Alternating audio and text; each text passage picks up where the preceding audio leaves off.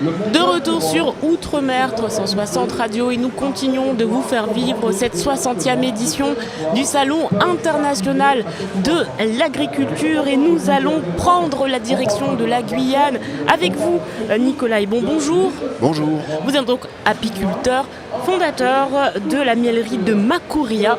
C'est ça. Qui a été primé 2 fois cette année. Félicitations, médaille d'or et médaille d'argent pour le miel de Makouria. Et il faut le dire, c'est 8 prix au total que cette miellerie a remporté. Alors qu'est-ce qui fait que ce miel est si exceptionnel ? Alors il faut revenir aux fondamentaux. Le miel, c'est la biodiversité. Et plus un miel est issu d'un grand nombre de fleurs différentes, plus vous allez avoir un miel riche. La biodiversité en Guyane, c'est le centre névralgique de tout. C'est une énorme biodiversité qui fait a priori facilement des bons miels puisque riche en différentes fleurs.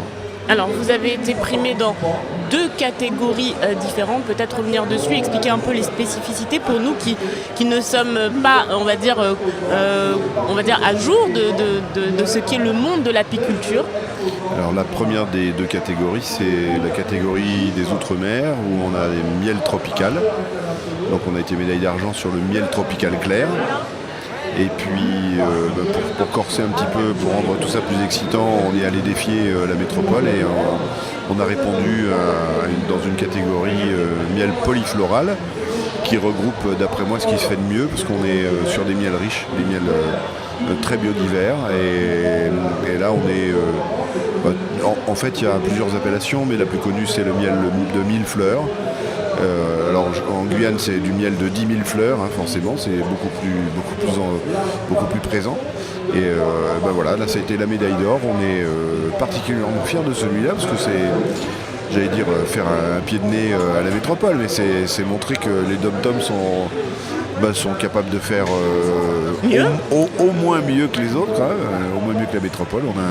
Encore une fois, on a une biodiversité particulièrement préservée et c'est clairement notre atout, quoi. Alors, qu'est-ce qu'on retrouve dans votre stand ? On a donc ces miels primés, mais il y a aussi d'autres types de miel qu'on peut trouver, peut-être ? Oui, sur le stand, on vend un coffret cadeau.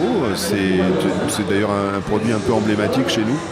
Et dans le coffret cadeau, on a nos trois miels de base, en fait, nos 3 miels standards qui sont mangrove, savane et forêt.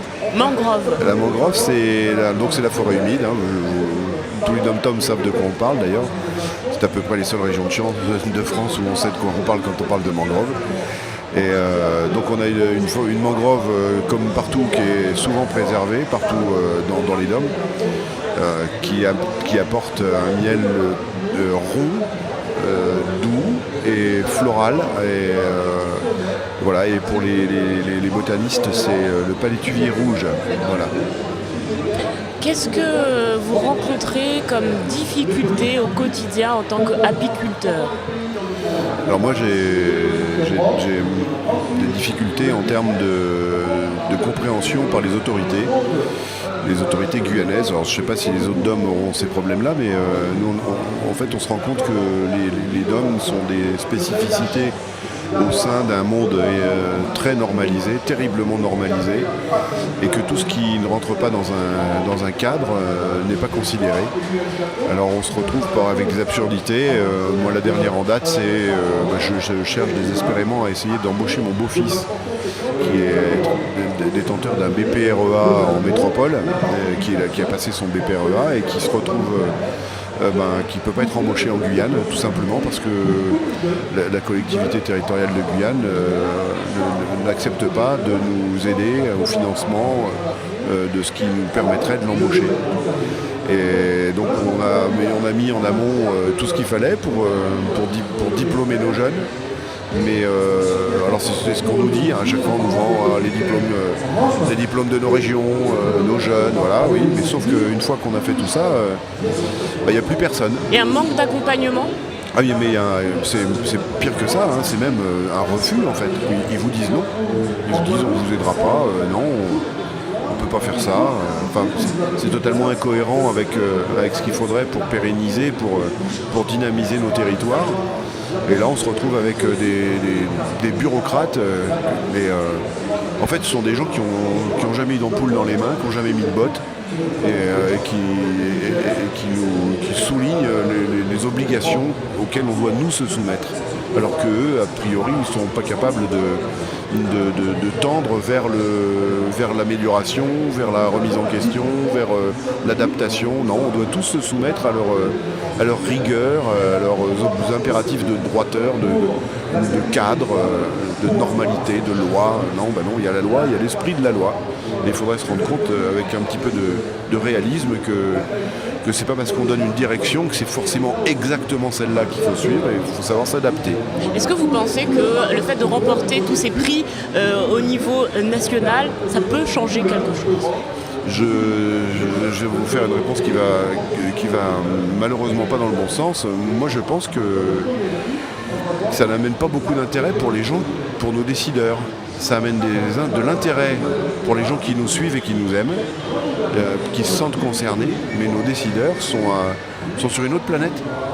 Et ce que je vous disais tout à l'heure, la dernière fois qu'ils ont mis des bottes dans la terre, ça doit remonter à l'époque des bacs à sable et de je sais pas quoi, mais je sais pas, c'est quand la dernière fois qu'ils ont une écharpe dans les doigts ou des ampoules dans les mains, ça n'existe pas chez eux.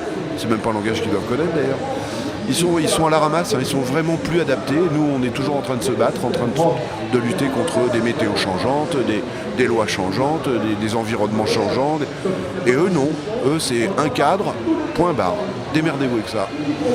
Donc la compatibilité, elle n'est pas vraiment là, quoi. Et puis, comme c'est eux qui ont la signature sur le document, à la fin, on l'a un petit peu dans l'os, j'allais dire, mais c'est pas super poli, mais bon, à la fin, on perd, quoi. Nicolas Hebon, on espère que les décideurs nous écoutent, vous entendent. Peut-être, en tout cas, nous sommes ici au cœur du Salon international d'agriculture où ces décideurs sont là, on les voit, hein, les politiques, on les voit. Oui, on les voit beaucoup là. Donc là, ça, on espère qu'ils vont entendre ce message. En tout cas, félicitations pour ces 2 médailles et on espère vraiment que les choses vont changer pour ces agriculteurs, pour ces apiculteurs, pour ces producteurs qui sont au quotidien au charbon et qui nous ramènent de si belles médailles. Merci beaucoup. Merci à vous, bonne journée, bon salon.